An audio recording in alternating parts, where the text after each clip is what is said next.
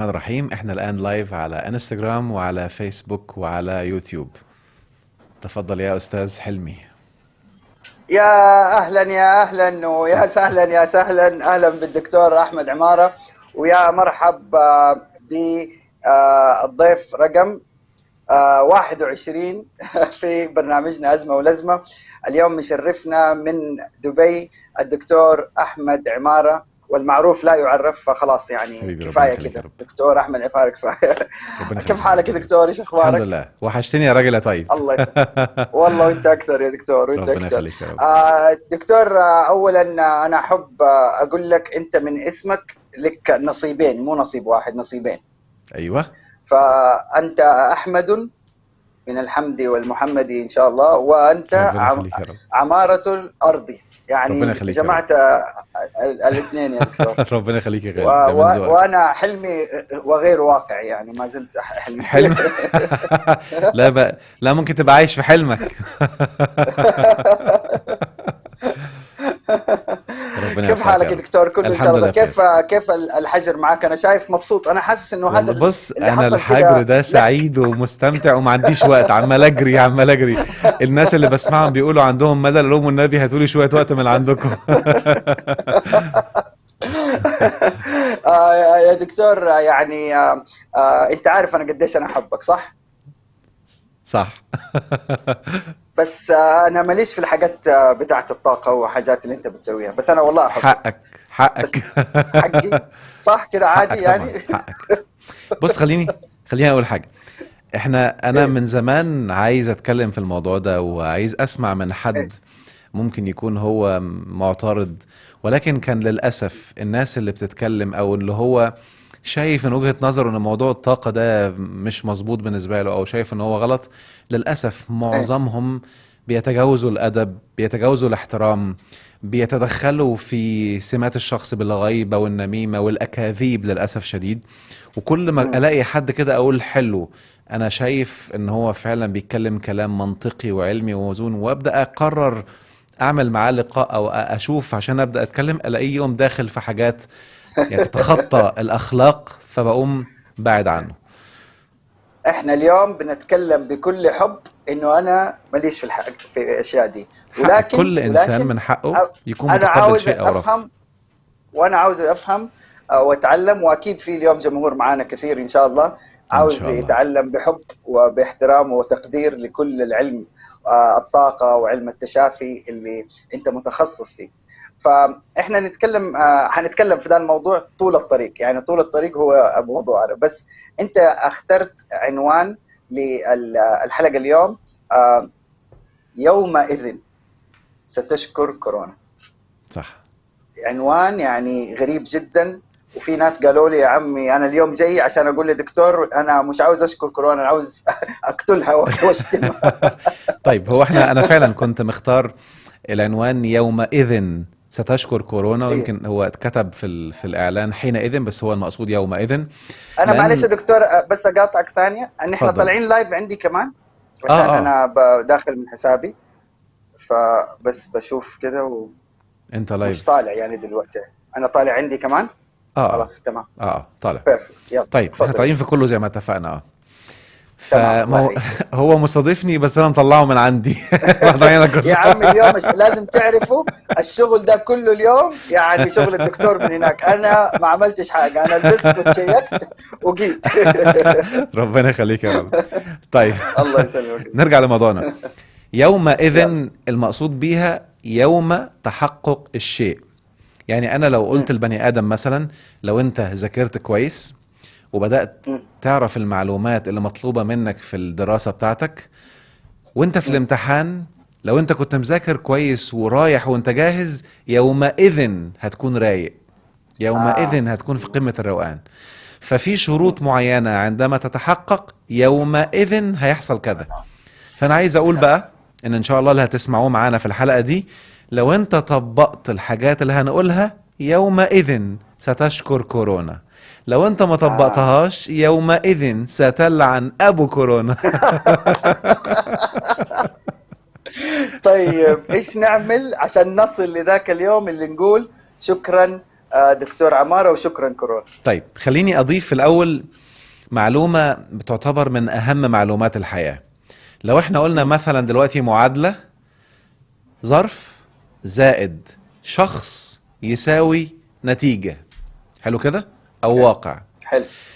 معظم الناس للأسف، ويا ريت تكتبوها في ورقة قدامكم كده، ظرف زائد شخص يساوي نتيجة، حلو.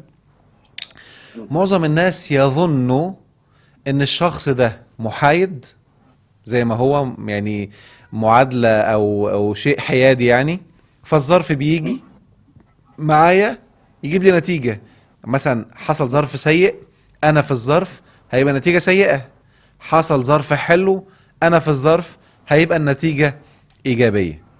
ولكن المعادلة مش كده تماما، ودي من اروع نعم ربنا سبحانه وتعالى لنا. لان لو كان الظرف لما بيجي وانا زي ما انا يغير الواقع بتاعي، كانت تبقى مصيبة، ما يبقاش في حق ولا عدل في الكون. ولكن من نعم الله سبحانه وتعالى، وهي من اكبر النعم، انه ساب الموضوع في ايديك. بمعنى الظرف ملوش علاقة بالنتيجة.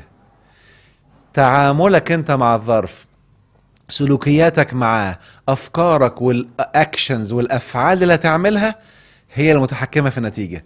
فانت مالكش دعوة بالظرف، النتيجة هي وقوع ناتج ومحصلة الاعمال اللي هتعملها. فعشان كده اقعد مع نفسك كده واسأل لما الموضوع ينتهي. طبعا لسه ما حدش عارف، والكيرف لسه عمال ينزل، ولكن والله. ربنا يا رب ياخده الخير ويعديها بسرعة بإذن الله. يا رب. ولكن نفترض انه فضل مستمر وخلص خلاص بعد فترة، امتى او ايه اللي عايزه يكون حصل في حياتك تقول يا رب اشكرك على كورونا، يا كورونا اشكرك انك جيت خلتني اعمل 1 2 3 4. حلو. 1 2 3 4 ده لازم يكون في مختلف المجالات. يعني في ناس بسمعهم بيتكلموا في مجال البيزنس، وفي ناس بسمعهم بيتكلموا على مستوى العلاقات الشخصية. لا، انا عايز يكون في كله. على مستوى الروحاني، علاقتك بربنا، على مستوى الفلوس والبيزنس، على مستوى العلاقات، علاقتك بزوجتك، علاقتك بأولادك، علاقات ده مهم جدا. على مستوى علاقتك بنفسك انت، كم واحد فينا كان بيهرب من القعاد مع نفسه؟ على مستوى علاقتك مع الوقت، انت بتعمل ايه في الوقت؟ بتضيعه ولا بتستثمره؟ الوقت ده اغلى عملة في ايديك. على مستوى انت نفسك بتتطور وتزكية النفس، على مستوى المعلومات، المستوى العلمي. فتبقى بعد ما تخلص تقول واو، انا اشكر ربنا 1000 مرة ان ده حصل، لانه عمل نقلة في حياتي، وانا من زمان عايز اخطط وعايز اقعد كده بس معرفتش. حلو كده؟ جميل جميل. طيب انا قاصد اسكت بس ثانية واحدة، عشان دلوقتي كل قاعد يتفرج هيقول لي ايه؟ ها، يلا قول لنا نعمل ايه؟ نعمل ايه بقى؟ بالضبط. طيب ايه رأيك؟ انا مش هينفع اقول لكل واحد يعمل ايه، بس هديلك خطوات بسيطة جدا انت بقى اللي ضيف من عندك. يعني لو قلت النهاردة انت على مستوى البيزنس، انت قاعد بتعمل ايه؟ انت بني ادم بحب اسميه اقولها ولا ما اقولهاش؟ عبودية مقنعة. يعني انت رقبتك في ايد آه، شركة بقى ولا وظيفة، وانت قاعد دلوقتي قاعد مرعوب، يا ترى هيثبتوني ولا هيمشوني؟ هل انت في الحالة دي؟ وهل ده صح؟ هل يصح ان بني ادم يكون سايب رزقه وحياته وعمره ومستقبله مربوط كده، فهو قاعد مستني قرار يطلع من جهة ما اني اكمل وما اكملش، انه يديني فلوس ولا ما يدينيش؟ هل ده منطقي؟ مم. يبقى لازم لا. في المستوى بتاع البيزنس او الفلوس، لازم من دلوقتي اقعد احط خطة ازاي لو الموضوع ده فضل مستمر لمدة سنة، وهيمشوني خلاص بعد 2 3 او بعد شهر او النهاردة، يكون عندي بديل انا بتحرك فيه حالا. وابدأ ادور في المجال ده، والحمد لله في فرص كتير وافكار كتير لا تقدر بثمن. وخدوها قاعدة، اسهل شيء في الكون عمل الفلوس. بس المهم هاخد القرار الان، هبدأ دلوقتي حالا باللي في ايديا. وهقول جملة قلتها كذا مرة وبكررها تاني: كل ظرف انت فيه ايا كان، موهبتك اللي جواك اللي انت بتعملها ببساطة، غيرك من اللي حواليك عايز يدفع فلوس عشان تعملها له.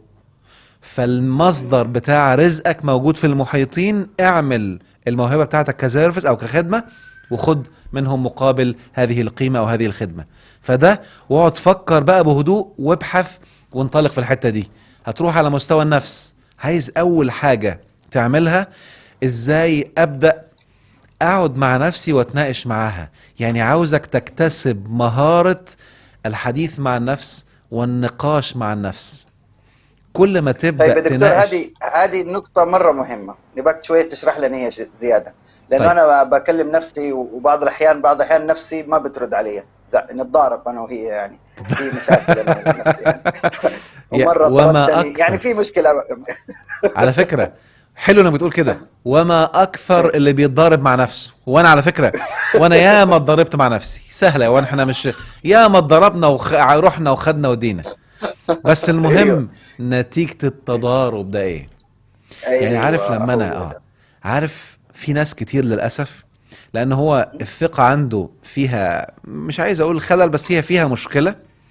بسبب الثقة دي بيعمل ايه؟ ودي حتة خطيرة جدا جدا جدا. لما بيقعد مع نفسه التأنيب بيشتغل. وليه عملت كده؟ ولما عملت كذا؟ ويقعد يحاسب ويأنب ويحاسب ويأنب. فبيبقى عايز يهرب من النفس. عشان كده أول قاعدة، إذا عايز تقعد مع نفسك عشان ما يحصلش خناق، ادخل وانت رافع الراية البيضاء. نفسي أنا مسلم وانت سلمي. آه. أنا متقبلك بس أنا زي ما انت، زعلان من نفسي إنه وانت تقبليني أخطأت زي ما انا. وضيعت فرصة، ضيعت فرصة، أخطأت، يعني زعلان من نفسي إنه كيف عملت الخطأ ده، كيف طيرت من نفسي شفت بقى؟ للفلوس، كيف وده اللي عملت. أنا لسه بقوله. أيوه. هسألك سؤال، إيه. ودي إيه. من أكبر الأخطاء اللي حاصلة في ثقافتنا العربية. هو الغلط غلط إن أغلطه؟ حلو السؤال ده، صح؟ دقيقة تاني، أيوه. الغلط هو غلط الغلط، إن أغلطه. يلا قولها 10 الله. مرات. أنا حغلط في الغلط نفسه ده. هو الغلط غلط إن أغلطه؟ أيوه أيوه. ايه رأيكم؟ يمكن دي بنقولها في الكورس. عندي كورس كده عن التحكم في الغضب وازاي الانسان يتعامل معاه. ان عدم وعي المعلومة دي بيفور الدنيا وبيعلي الغضب جدا. من حق آه. كل انسان على وجه الارض انه يغلط لغاية 10 مرات نفس الغلط. نفس الغلطة 10 نفس مرات. الغلط عادي يعني. من حقك. أوكي. ولو أوكي. بقت 20 يبقى محتاج بقى كده تفكر شوية ايه اللي بتعمله ده، في حاجة غلط. تبدأ أوكي. تزعل بعد 30. يلا يا سيدي. أوكي. أوكي ماشي. حلو. يعني كيف طيب يا دكتور نعيد نفس الغلط 20 مرة؟ ما هو مؤلم هذا إنه أعيد نفس الغلط وأعيد نفس الغلط؟ هقول لك حاجة. الغلط بيدي إشارة إن في حاجات أنا ما مشيتش عليها صح، أو الطريقة اللي بستخدمها فيها محتاجة تعديلات. مم. حلو. يبقى لو أنا حلو. النهاردة بجرب فحصل غلط، يبقى أنا بدل ما أقعد ألوم نفسي على غلط، أوكي أنا متقبل إن أنا غلطت، هبدأ أشوف بقى إيه اللي خلاني أعمل كده. لو ناسي وشايل من دماغي موضوع التأنيب لأني غلطت، هبدأ أكتشف إيه الأخطاء. لكن لو أنبت، إيه اللي هيحصل؟ الطاقة السلبية والخنقة والمشاعر السلبية هتطلع. يقوم إيه اللي حاصل بعد كده؟ يقوم تعميني عن رؤية الخطأ اللي أنا عملته أو الأسباب اللي خدتها غلط، فهقع تاني وتالت ورابع. وعايز أقول معلومة، لو التأنيب بيجيب نتيجة، فهسأل اللي بيسمعني سؤال: بقالك كم سنة بتأنب نفسك على نفس الغلط اللي عملته يجي 1000 مرة؟ لو كان التأنيب بيجيب نتيجة كان خلاص. لكن بس بما انك بتأنب نفسك، هتلاقي عمال يتكرر ويتكرر، وساعات بيوصل لآلاف المرات. لكن اول ما تتقبل خلاص. انا عايز الناس يتعاملوا مع نفسهم كأنها بيبي صغير، طفل يا محتاج. دكتور أنا عندي خبر عاجل، معلش اتفضل. آسف، بس لجاني خبر عاجل الآن.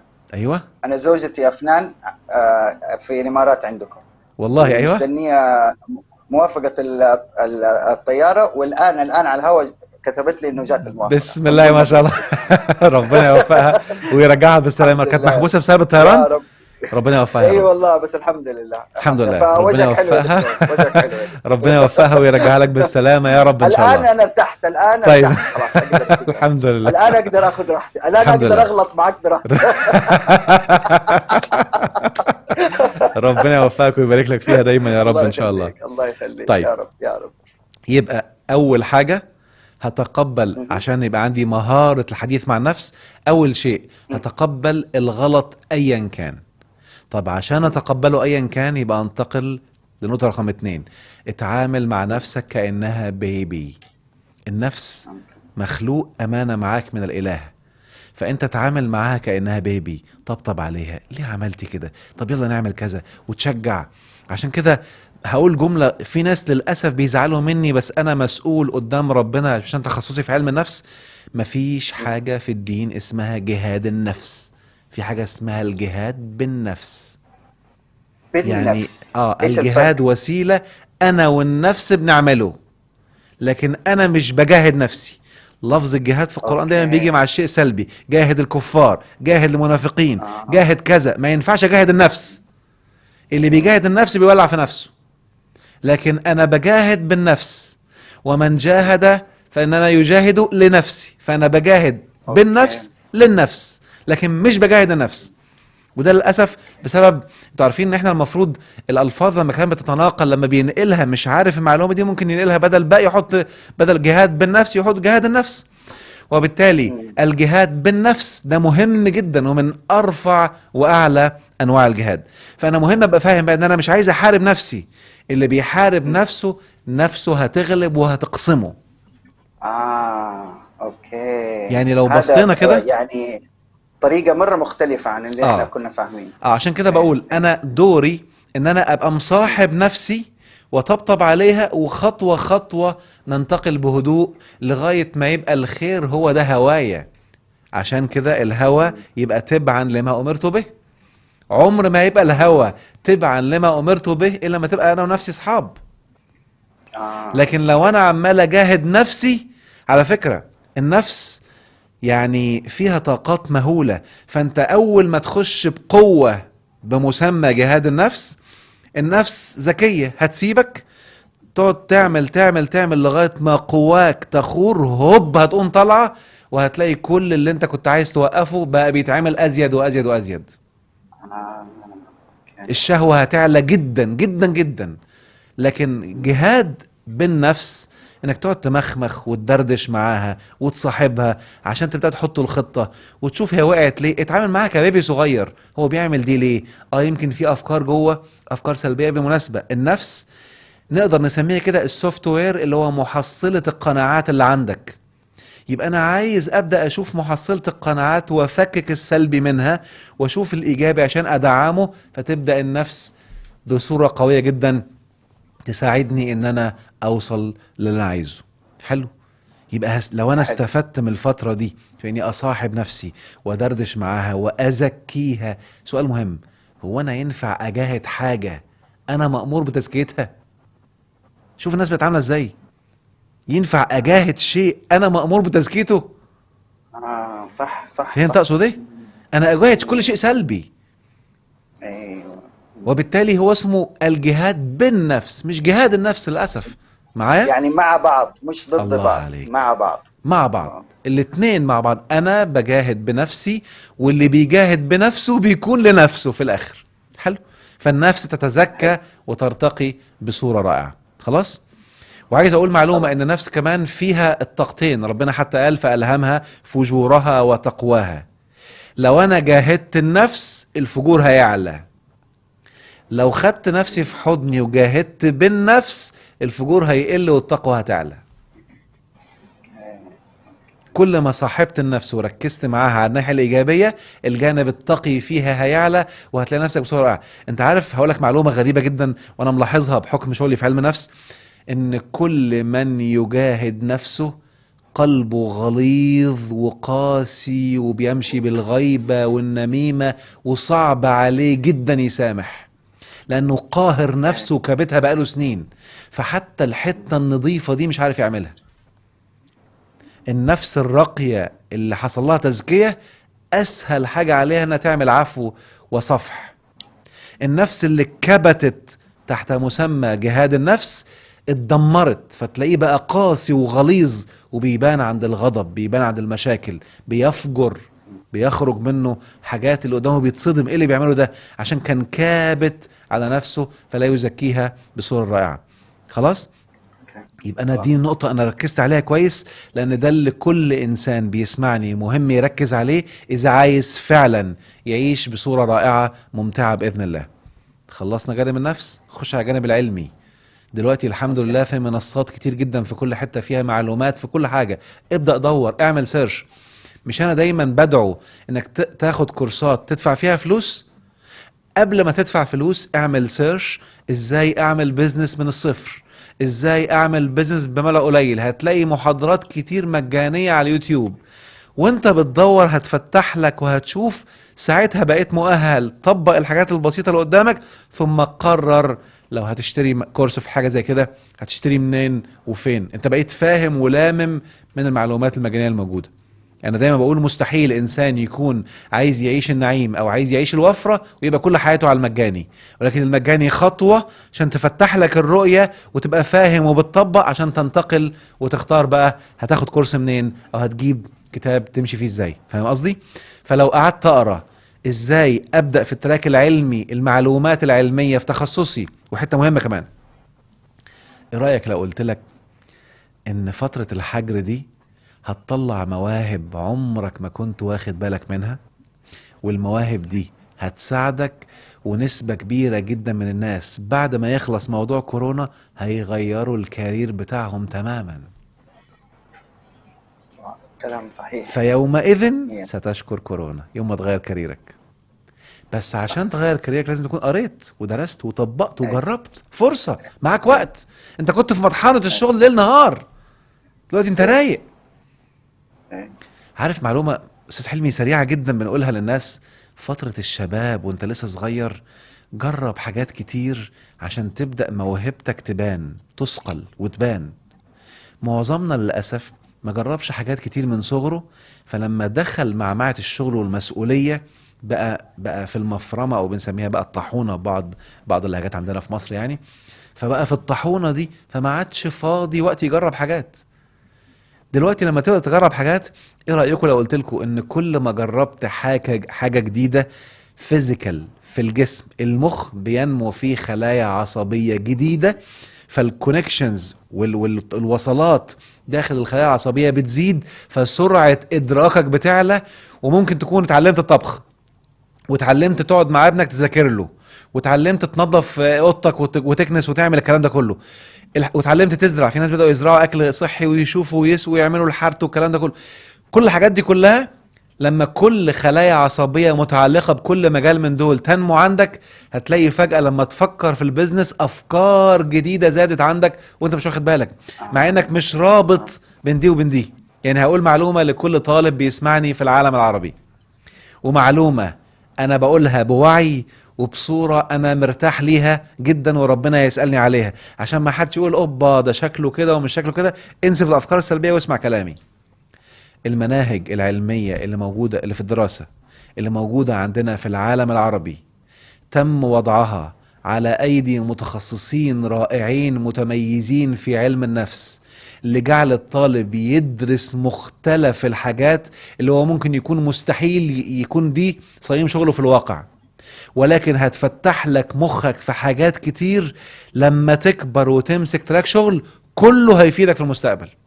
اللي حصل في مناهجنا العلمية انها لم تتطور لتواكب سرعة العصر الحديث، فهي كأساس بتجهز العقل عندك، لكن هي لم تتطور. يبقى انت لو خدتها لما تطلع بقى خد كورسات حديثة في المجال اللي انت عايزه وخلاص، يبقى انت خدت الحسنيين زي ما بنقول.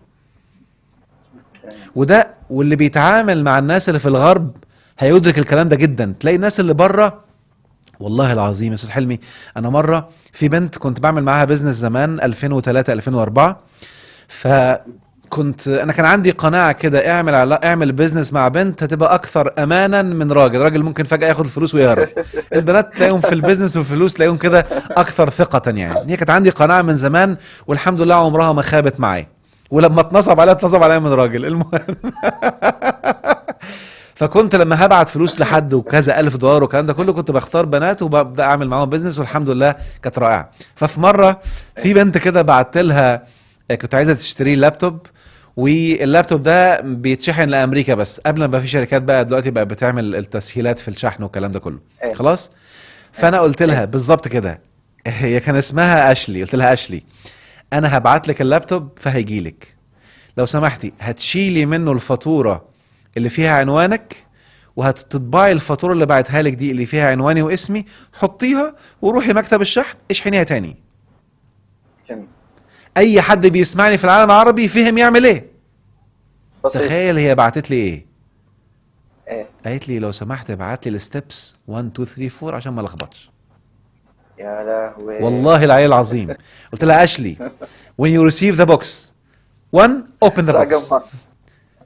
رقم 2 شيل الفاتوره. 3 برنت الايميل اللي انا بعتهولك. 4 حطي الايميل جوه في الكرتونه. 5 اقفلي الكرتونه. 6 روحي مكتب الشحن. 7 اديله العنوان بتاعي. 8 خليه يشحنها واديله الفلوس. 9 ابعتي لي الايميل انك شحنتيها. حلو كده. و10 سوي بلوك لاسمي لا تكلميني تاني. ده انا هقول لك. قالت لي ام سو سوري انا خايفه الخبط معلش مش هقدر اعمل كده. جننتني. اوف بعد كل والله العظيم. يا لا. انت مش يا متخيل. لهوي. عشان كده هم هناك كل حاجه لما تروح تجيب دهان والله بتلاقي افتح الدهان وتدهن كله 1 2 3 ولا ما يعرفش يتحرك. احنا فراكيك احنا دماغنا اتجهزت تقف قدامك الحاجه تلاقي تك تك تك تك عرفت تتحل بسبب الدراسه بتاعتنا. عشان كده العربي بيروح هناك بياكل الجو. بيعرف يسلك في اي حاجه. الدراسه اللي بتاخد مجال واحد بس اللي هو تخصص واحد بس تستمر عليها والله بتقفل المخ. فعشان كده هعيد المعلومه تاني لكل الطلاب الاحباء، الدراسه بتاعتنا في العالم العربي انا عارف ان هي بعيده عن انا والله انا عن نفسي اهو كنا بندرس الدوس وكان اتلغى في الحياه، كنا بندرسه وبنمتحن فيه واحنا عايشين في الويندوز. ولكن ده نمى عندي. طب ايه رايكم بقى ان دراستي للدوس وطرق البرمجه ولما كنت سي نقطتين كذا وبيز والحاجات دي كنا بنعملها دي هي اللي ساعدتني لما درست علم نفس البرمجه وبقيت عارف المخ بيتبرمج ازاي. ساعدتني جدا في حياتي. عشان كده انا من ضمن زمايلي في علم نفس اللي فرقعت. دراستي دي جننتني. ليه كل ده فادني في حياتي. يا دكتور واحد قايل لي كيف الدكتور فاهم عليك سعودي؟ قلت له هذا حبيبي انا سعودي انا الملك سعود. انا سعودي انا فوق عرش الكرة يا باشا. انا من اول حلقة في طش مطاش وانا عايش في السعودية. فاكر عبد الله المغرب اذن؟ فاكر عبد الله المغرب اذن لما وقع له من الدولاب. فانا عشان اللي لسه ما يعرفش انا عشت فتره رائعه من حياتي. وعلى فكره انا خدت ثالثه ثانوي من ثانويه اليمامه في الرياض اللي اصبحت الان متحف. ولو رحتوا ثانويه اليمامه دلوقتي متحف اليمامه هتلاقوا الرخامه اللي فيها اسامي الخريجين اسمي في اخر رخامه في النص. يا الله. قطعه الرخام دي انا رحت الرياض اخر مره صورتها. وبالمناسبة وخريج جامعة الإمام محمد بن سعود الإسلامية بالرياض قسم علم النفس. يلا يا سيدي. فأنا عايش في السعودية فأنا سعودي. ده فاهم سعودي مظبوط. الله عليك. فأنا بعتبر السعودية دولتي فأنا يعني أي حاجة أنا فاهمها الحمد لله. بعتبرها بلدي التاني الحمد لله. يا رب بلدك وأهلك وناسك يا دكتور. حبيبي ربنا يخليك يا رب. لا بتكلم بجد السعودية ليها كده معزة خاصة في قلبي انت مش متخيل. يعني حتى الكورسات لما اكون هناك بتبقى الطاقة مختلفة. يعني تحس كده انك وسط اهلك وعيلتك.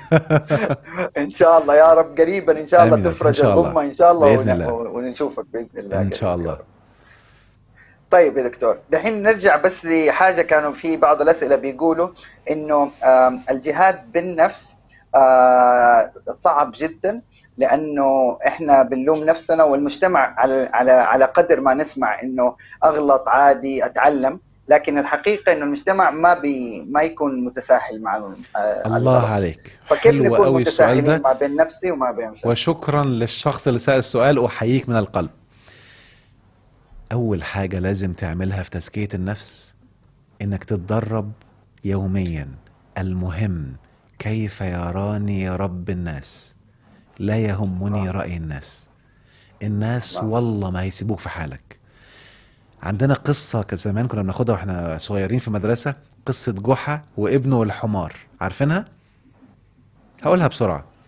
جحا اشترى حمار جديد فكان ماشي بالحمار هو وابنه فعدوا على ناس قالوا لهم ايه الناس الهبله دي، عندهم حمار ما بيركبوهوش. قام باصين لبعض كده قالوا يا عم تعالى نركب الحمار يا عم عشان كلام الناس. فركبوا الاتنين على الحمار، فعدوا على مجموعه ناس، ايه الناس القاسيه اللي قلبها الحمار هيفطسوه، ما يبدلوا مع بعض، ايه اللي بيهببوه ده.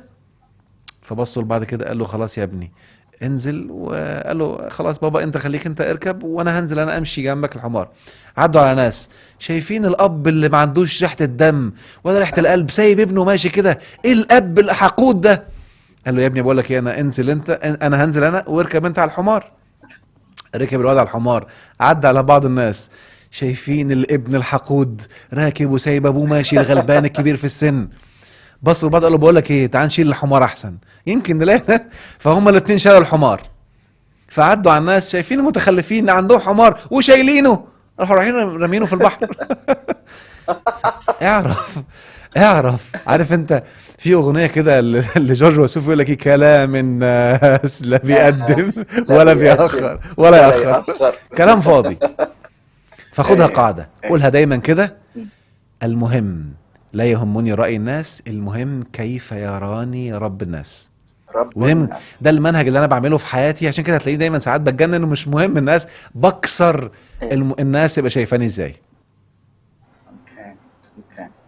انت عملت شيء مختلف يا دكتور، وهذا مختلف عن اغلب الشخصيات العربية، انه كأنك انت بتعملها بالعنية، يعني عشان تكسر اللي ما اعرف اذا المسمى صحيح، بس في ناس يحبوا يقدسوا بعض الناس، كأنه انت بتعمل كده انه ما تبغى هذا الشيء. صح. هو ده للأسف أنا م- بحكم دراستي في علم النفس كنت م- ببحث ايه اللي خلى الأمة بقت في الحالة المزرية اللي احنا فيها دي، وانا لازم اكون واقعي.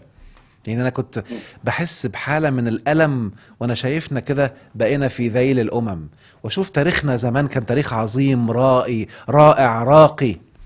فاكتشفت ان احنا بقينا بنقدس البشر خلاص.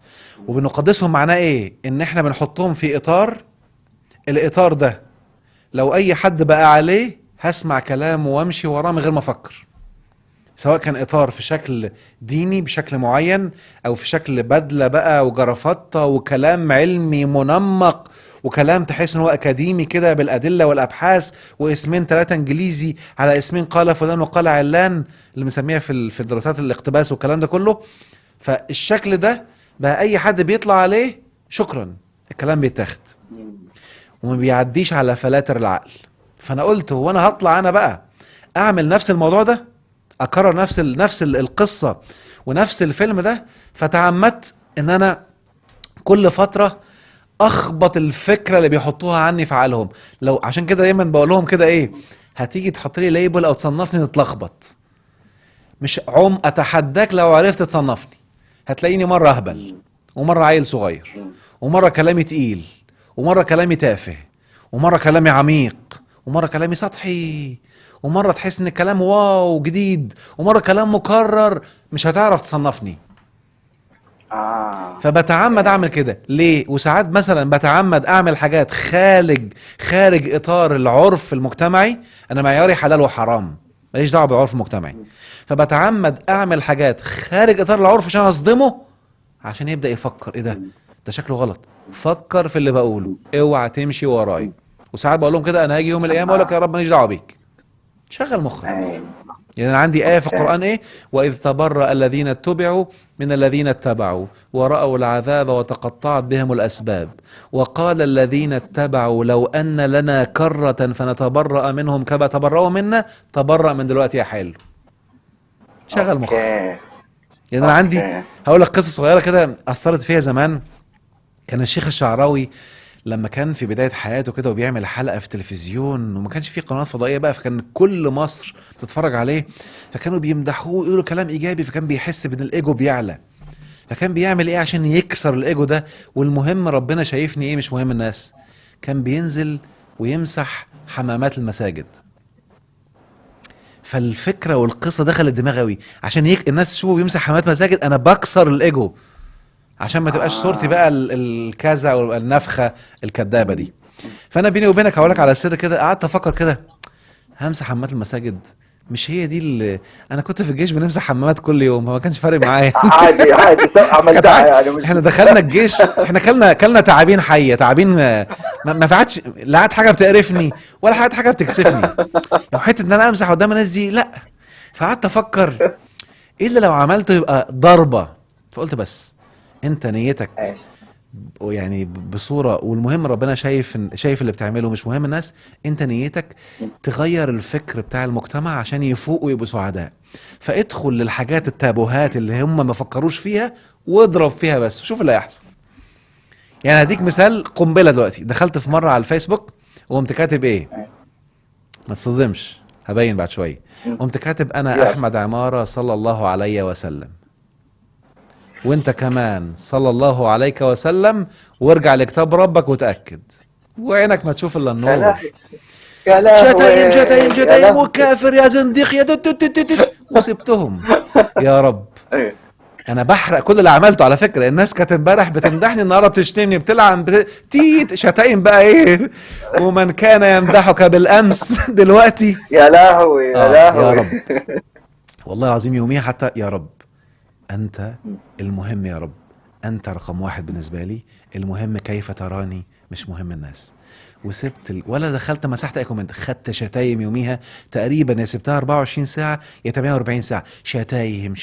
اول ما الاقي نفسي عايز اخش ارد، لا مش هرد ولا هبقى سيب ايش شتم لغايه ما كسرت كل حاله صورتي لا بقيت هادي. يا رب حتى لو ما ردتش مش فارق معايا، ومش مهم ابين، مش مهم اوضح، انا قلت الحق. حلو. وبعدين قمت حلو. داخل بعدها بيومين بدات اوضح بقى. حتى اللي عندي على الفيسبوك من زمان عارفين طريقتي يعني.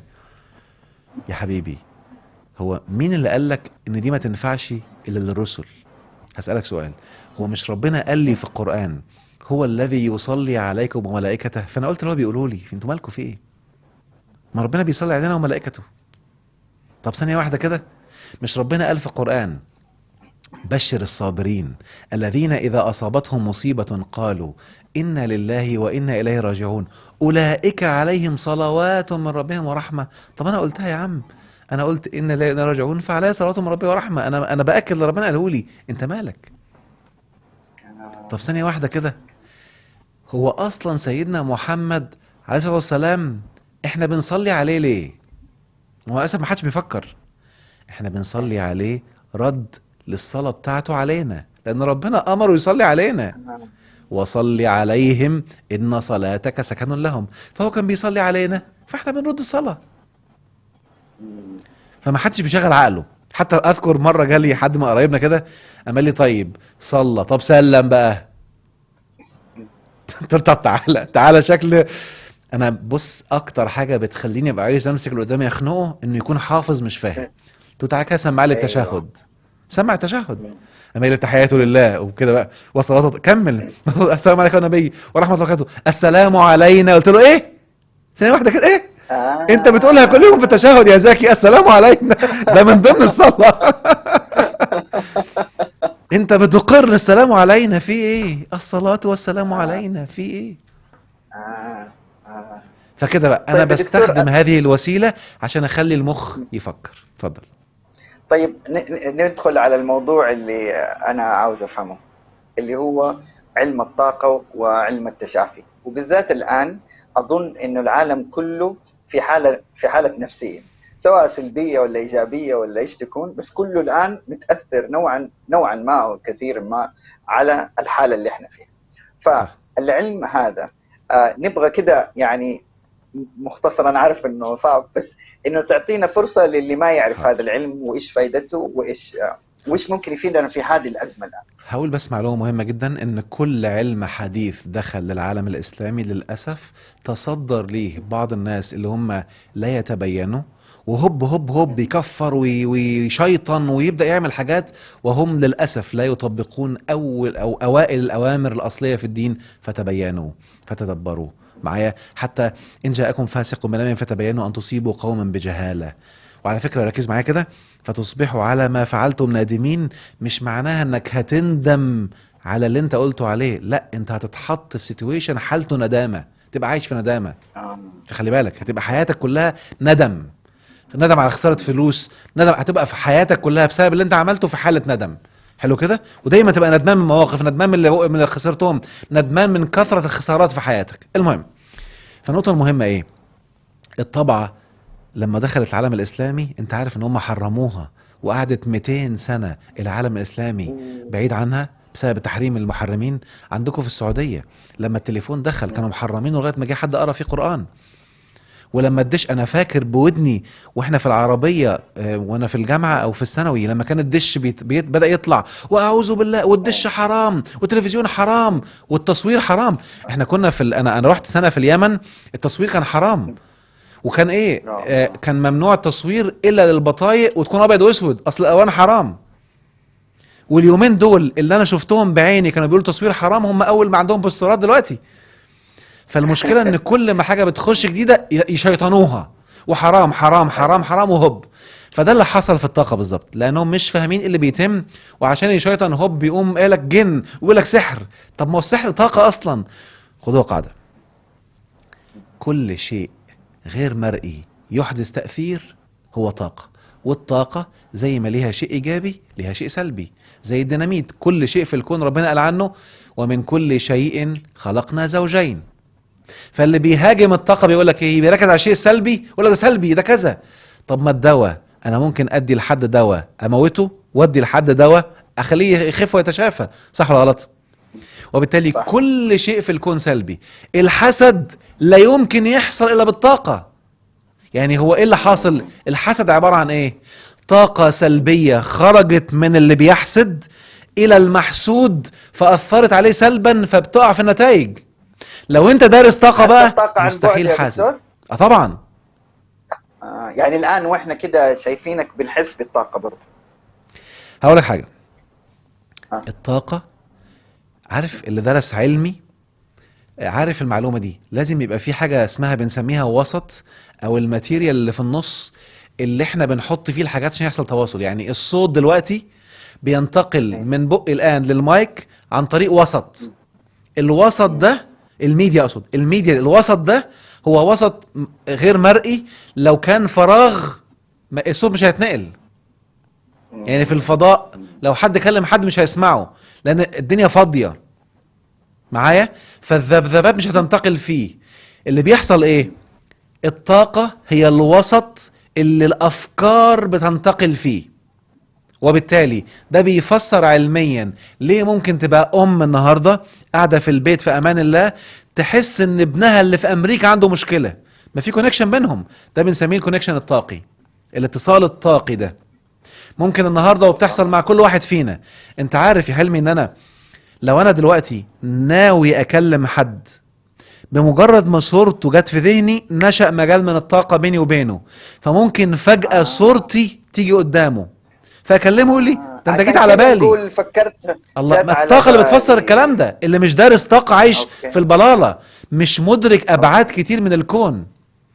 وبالتالي أوكي. الطاقه هي اللي فسرت المعلومات دي معايا. حد بقى اللي بيهاجم الطاقه يقول لك ايه؟ يقوم رايح لناس ديانتهم سكوموكو ويشوفهم بيستخدموا الطاقه سلبي، يقول لك هي دي الطاقه. يا فرحتي، انت عارفهم عاملين زي ايه؟ عاملين زي واحد اللي عاش في دول بره هيعرف الكلام ده كله. هم نفس تكنيك الملحدين، بس الملحد بيعملها على الاسلام، هو بيعملها على الطاقه. الملحد يقوم جاي ويقوم مصور حد بيبوس الحجر الاسود، يقول لك اعوذ بالله بيعبدوا الحجر. فانت بتبص بعينيك تشوفه بيعمل ايه؟ بيبوس حجر، مش فاهم هو بيعمل ايه. يقول لك المسلمين بيعبدوا حجر، عمالين يلفوا حوالين حجر اسود اللي هي الكعبه، يعني انهم يطوفوا حوالين الحجر ويعبدوه. اعوذ بالله، انا مش هكون مسلم. فاللي مش فاهم ايه اللي بيحصل بيصدق الكلام ده. انت واخد بالك؟ اللي بيهاجم الطاقه بيعمل نفس سلوكيات الملحدين بس مع طاقه. يجيب لك النهارده واحد ديانته ما تعرفش اسمها ايه. طبعا الطاقه عباره عن في مصدر للطاقه قوي، وانا مصدر للطاقه اقل، فلازم اكون متصل بمصدر الطاقه عشان اخد منه. حلو كده؟ حلو. النهارده لو انا عايز اشحن موبايلي، في عندي فيشه كهرباء فيها مصدر للطاقه، صح؟ بوصل فيشه صح. الكهرباء في الموبايل بياخد طاقه.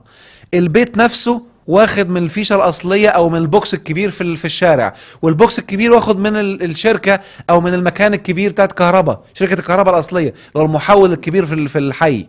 حلو كده؟ الطاقه كده بالظبط. فاللي دارس بيعبد النار هتلاقيه قاعد قدام النار بيدرس اتباعه الطاقه عن طريق النار، وبياخد طاقته من النار. يوم اللي بيحارب اوبا الله، اما اخد الفايل ده كله واخوف المسلمين الحقوا، هو مش فاهم. واللي بيعبد المسيح هياخد الطاقه من المسيح، واللي بيعبد الجن الازرق هياخد طاقه من الجن الازرق. الطاقه ملهاش دين. وبالتالي المهم انك، عشان كده انا لما درست، لما سمعت عن الطاقه عملت بامر ربنا. انا خدت اكتر من تقريبا 27 كورس طاقه من اكتر من 13 فكر مختلف عشان افهم الطاقه. كل واحد كان بيقدمه لي بثقافته. المسيحي بيقدمه لي يجيب لي ايات من الانجيل، واللي اللي بيعبد النار بيقدمه لي خلاص انا فهمت الطاقه ونظفت كل البلاوي دي، فهمت السورس. لما انا فهمت الطاقه بقى، ركز معايا في الحته دي، بدات افهم الاوامر الدينيه جايه ليه. هو انا ليه وانا بطوف بوجه كف ايدي قدام الحجر الاسود حتى لو انا بعيد؟ اشمعنى يعني؟ ليه بنعمل كده؟ فهمنا ليه. اسالك سؤال، لو انا النهارده مريض ليه ما اقومش؟ ليه سيدنا محمد صلى الله عليه وسلم ما قامش قايل لنا كده يلا اقعد وادعي ربنا يشفي العضو المريض؟ ليه قال لك وجه ايدك اليمنى مش اليسرى وحطها على عضو؟ اشمعنى يعني؟ ما في حاجه هتحصل. وبالتالي بدات افهم، ودي انا عاملها في كورس الطاقه، بدات افهم روائع ديننا، بدات افهم الصيام معمول ليه، والصلاه احنا بنعمل ايه في الصلاه. الصلاه اصلا لازم، الصلاه هي عباره عن وصله، كونكشن ما بينك وما بين اعظم طاقه في الكون ربنا سبحانه وتعالى. فاللي مش دارس طاقه ما يعرفش يصلي كويس. وعلى فكره وانا اقولها وانا مسؤول على كلمتي دي، في الفترات اللي حصل فيها استعمار وتدمير للثقافة الإسلامية عندنا وموروث بتاعنا، تم إزالة ومسح كل ما يتعلق بالطاقة، لأن كل ده اللي كان مخلي علماء المسلمين يتفوقوا على الغرب كله. كل ما يتعلق بالطاقة اتمسح إلا قليل. أنا بطلع لهم في كورس طاقة أحاديث عمرهم في حياتهم ما سمعوا عنها. ليه؟ لأن احنا بناخد الدين سماعي، ما حدش بيتدبر.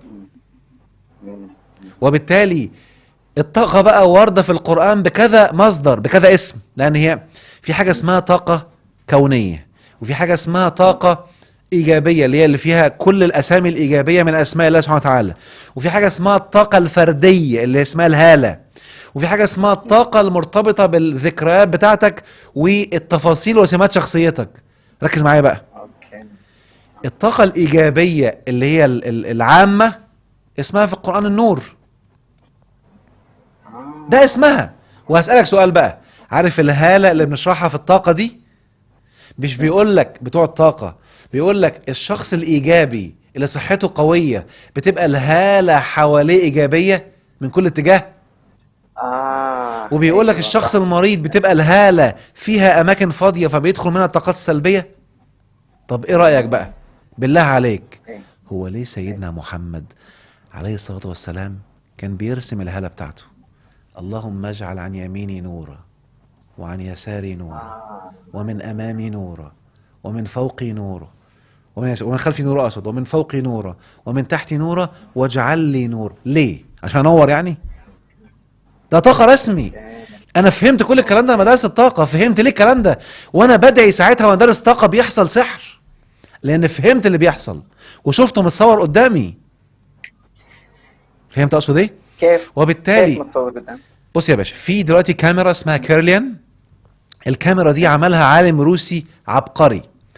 كان على فكرة الروس مبدعين جدا في الطاقة، وكل اللي طلع لنا من عندهم الفتات معايا.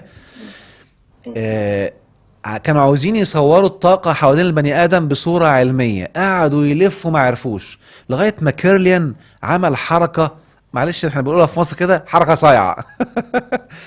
عمل ايه؟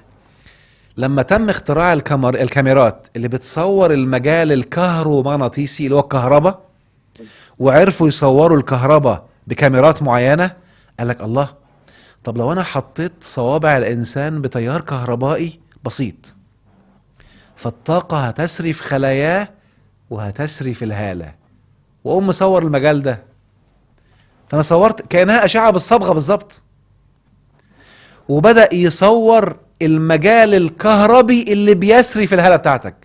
فمجازا احنا بنقول بقى اللي مش دارسين ده بصورة الهالة، لكن هو علميا، ودي بشرحها بالتفصيل في كورس الطاقة، ده تصوير المجال الطاقي اللي بيسري في هالتك. فبيصور ناس يلاقي المجال بتاعه مكتمل، وبيصور حد تاني يلاقي المجال فيه فراغات. ايه ما هو صوره بقى واضح، بقت الهالة باينة اهي. وده على فكرة اول طبقة من الهالة، معايا هي كذا طبقة. فلما تقعد بقى تدرس الكلام ده وتشوف نتيجته، شفت بقى انا خليتك تكفر ازاي يا حلمي؟ شفت خليتك تبقى بوزي ازاي؟ طب ففي والله وهي العظيم دي والله مربوطة يموتهم من الضحك. طب مربوطة دي دحين الآن بعلم التشافي؟ هل هو الأمبريلا الرسمية هي الطاقة وبعدين التشافي ولا؟ بص يا غالي، لأنه أظن هو الناس اللي عاوزته اليوم يا دكتور التشافي، لأنه الله احنا في عليك. وضع ما هو صعب. كلمة برضو خدوها قاعدة يا جماعة. احنا مرينا بفترة، وعندكم في السعودية حصل الموضوع ده كتير للأسف الشديد، ربنا يا رب يهدي ويسامح اللي كان السبب. مرينا بفترة من التخويف والرعب باسم الدين، لما بقى الناس عندها هواجس رعب، فأي حد عاوز يخوفك هوب يقوم مديك دين فيرعبك باسم الدين. ركزوا معايا، في ناس دلوقتي بتروج خطأ لموضوع التشافي الذاتي حرام، أعوذ بالله. هو في إيه؟ وأنا أسألك سؤال، كلمة تشافي ذاتي معناها إيه؟ يعني معناها إن أنا النهاردة لو مسكت سكينة وعملت كده الجلد بيتقطع، صح؟ صح. إحنا بنعمل إيه؟ بنقعد بقى نقول له يا جلد الحم يا جلد الحم يا جلد، ولا بنجيب صمغ ونلزقه، ولا لا. بنسيبه يتشافى ذاتيا؟ آه. أوكي. فربنا سبحانه وتعالى واضع في الخلايا خاصية التشافي الذاتي. حلو كده؟ انه الجسم عنده ميكانيزمات وبرامج وسوفت وير بيعالج نفسه بنفسه، دي بنسميها التشافي الذاتي. التشافي الذاتي ده يوم واحد بقى عشان يبرمجها لك ويطلعنا كفار، يقول لك اعوذ بالله انه يشرك بالله. ما هم لما اللي عامل التشافي الذاتي ده هو ربنا، هو فيه. هو النهارده لو قلت الموبايل بتاعي بيبعت رساله يبقى انا كفرت بابل ولا بسامسونج؟ انت مخك فين؟ اللي بيعمل كده يعرف انه مش فاهم دين، فهمه للدين سطحي وعاوز يسطح لك فهمك انت كمان. هو انا لو قلت انا باخد الدواء عشان اخف، انا كده اشركت بالله؟ ما ربنا اللي خالق الدواء، فانا بشكر ربنا لما باخد الدواء. أيوة. وبالتالي كلمة التشافي الذاتي عشان ما حدش يخوفك معناها ان الجسد، واديت مثال اهو، الجسد ربنا واضع فيه تشافي ذاتي بيحصل. عشان كده العلماء الان في ابحاثهم بيعملوا ايه؟ بيكتشفوا ازاي يؤدي محفزات لهذا التشافي الذاتي عشان يشتغل، اللي بنسميه المناعة. حلو. اللي درسوا طاقة اكتشفوا بقى ان كل ما كانت الهالة حواليك كبيرة ومشحونة، كل ما التشافي الذاتي والمناعة بقت في اعلى حالتها. وعلى فكرة كل ما الألم نزل جدا لدرجة لا تتخيلها، يقترب من الصفر ولن تشعر بالألم. ده اللي بيفسر لك زمان للصحابة. والله لما درست الطاقة فهمت عظمة ديننا. فهمت ازاي الصحابي لما كان هيقطعوا رجليه قال لهم لا استنوا لما اصلي واقطعوا رجلي، عشان مش هيحس، هو متصل، فالهالة في اعلى حالاتها. فهمت ده علميا وطبقته في حياتي، بقيت فاهم هو بيعمل ايه. ولا الصحابة اللي كانوا مثلا بيبقى قاعد حراسة على الخيم والسهم يخبط فيه، من كتر الطاقة والمتعة اللي عايشها كان بيشيل السهم ويكمل الصلاة مش حاسس بالألم. وبالتالي عشان كده لما انا اعمل ده وافهم ديننا، يعني اللي فاهم الطاقة صح هيعمل الصيام صح، فالصيام هيخليه يتشافى ويطلع. والله العظيم الصيام من اعظم انواع العبادات اللي بتفجر الطاقة في الجسم وبتعلي المناعة فوق ما تتخيل. انت عارف ان في ابحاث معمولة ان بس اللي بيصوم صح مش اللي بيوقف الاكل. انت عارف ان كلمة الصيام اتحرفت. صح. الصيام ده فعل، هم خلوه عدم فعل، عدم اكل وشرب. ده مش صيام، ده امساك. انت قاعد صليت الفجر وامسكت لغاية المغرب، فين الصيام بقى؟ ما عملتوش. الجوارح وكله. الصيام زي صلاة، ده فعل. انا داخل اصلي وانا بصلي بوقف اكل وشرب وما اكلمش حد. بس لو انا قاعد ما باكلش ما بشربش ما بكلمش حد، ما اسميش صليت. فالصيام هو اتصال، ركز معايا كده، اتصال بالله سبحانه وتعالى لأكل الأكل السماوي، فلازم توقف الأكل الأرضي. اوكي. فتبقى قاعد في حالة اتصال، ركز معايا بقى، تكبر الله على ما هداك على كل شيء، حتى في الأكل. اوكي. أنا جعان، الله أكبر من الأكل. فتبقى طول الوقت، طول وقت الصيام كل ما معدتك كده الله اكبر من الاكل، فتتصل اكتر. ده اسمه الصيام، الله. تتصل اكتر فتاخد اكبر شحنة طاقة. 30 يوم تطلع تكمل السنة كلها تعمل سحر. فما حدش بقى بيعمل ده وقاعد موقف اكل وشرب، يا فرحتي ما صمتش. مم. صح صح. احنا قدامنا 3 دقايق طيب و20 ثانية. ايوه بالضبط. اه فانا كنت بعاوز اقول لك انه اتفضل. اولا قبل ما يخلص الوقت توعدنا انه بحلقه ثانيه في رمضان، هذا اولا. ربنا ياخده يعني الخير هنا ان شاء الناس الله. كلها بتقول، كل الناس هنا بيقول لازم حلقه في رمضان، ربنا ياخده فرقم الخير ان واحد. شاء الله، ربنا ياخده الخير ان يا شاء رب الله. يا رب ان شاء الله. باذن الله حبيبي. ثاني شيء نبى نعرف اكثر شيء يسعد دكتور احمد عمار. اقول لك على حاجه، والله اكتر شيء بيسعدني لما احس ان انا سبب في ان حد مخه ينور كده ويبدا يكتشف الغلط من الصح فين، ويبدا ينطلق في الحياه فيدوق طعم النعيم. انا اكثر حاجه بتسعدني. واكثر شيء يحزنك. وانا الحمد لله من زمان لم احزن، بس اكتر شيء ممكن يبقى مخليه الشخص صعبان عليا لما بلاقيه بيحرم نفسه من معلومات إيجابية ممكن تخلي حياته جنة، وبيقعد يتكلم كلام بيردده ورا الناس من غير ما يدرك، فبيحرم نفسه من المتعة دي وهو حياته فيها مشاكل. يعني هقولك حتة في دقيقة كده بسرعة. في فيلم مصري كان واحد عنده انتخابات ولقى المنافس بتاعه ديمقراطي، عارف عمل ايه؟ راح لكل الناس قال لهم الحقوا ده كافر. قالوا له ازاي؟ قال لهم ديمقراطي، ديمقراطي يعني كافر. بجد؟ اه ديمقراطي يعني كافر. فبرمجهم على ايه؟ ديمقراطي يعني كافر. ايه اللي حصل بقى، ايه جه صاحبنا يعمل الانتخابات قال لهم ديمقراطي، قالوا له يا كافر يا ابن كذا كذا وضربوه. او ده اللي بيحصل بالظبط من الناس دي.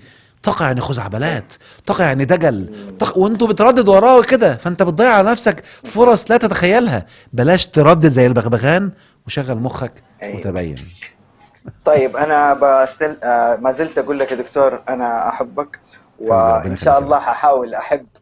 هحاول احب اللي انت بتحبه ان كمان شاء ان شاء الله، الله. ولما يعني بدأت هتطبق بدأت هتشوف نتائج رهيبة بإذن الله. اخر سؤال نختم به الحلقة دائما يا دكتور هو: انا حلمي، انت ايش حلمك؟ انت حلمي بس انت مش حلمي. انت مش دعوة بيك. صح، انا هذه حلمي، صح. انا حلمي اقدر ايوه. اعمل منهج من الالف للياء يخلي الاطفال سعداء والازواج سعداء والاولاد في المذاكره سعداء، يبقى منهج كده للاسره كلها يعلمهم بخطوه بخطوه ان شاء الله يعيشوا النعيم. ويمكن كنت مش فاضي فحاليا بدات اتفرغ، اتوقع خلال السنتين القادمتين دول هكون جهزت كله كامل من الالف للياء للاطفال والمراهقين والكبار والمتجوزين وحتى كبار السن. ان شاء الله الله يحقق حلمك، وان شاء الله في الازمه دي يطلع اول منهج، مش ان عاوزين شاء نستنى الله سنتين يا باذن الله، دكتور، ان شاء الله على طول باذن الله. كذا ان الله شاء الله. يخليك ربنا الله يخليك. يعطيك العافيه، شكرا جزيلا يا دكتور، شكرا على حضورك، شكرا انك انت اليوم طلعتنا فخمين كده وحلوين ربنا ومرتبين. يخليك يا غالي، الله ربنا يخليك يا يعطيك رب. الف الف عافيه، وكل سنه وانت طيب، وكل وانت عام بالصحه وانت والسلامه، بخير. وانت وان شاء بالصحه الله والسلامه. دائما نشوفك بامن وامان، ان وشكرا شاء الله للجميع، باذن الله. ونشوفكم بكره ان شاء الله الساعه 9، ان شاء ونشوفك الله في رمضان يا دكتور. باذن الله ان مع شاء الله. السلامه. ماشي مع يا غالي، السلامه. مع السلامه، مع السلام عليكم، السلامه، الله مع يعطيك السلامه. العافيه. انا اوكي. انت لسه معانا؟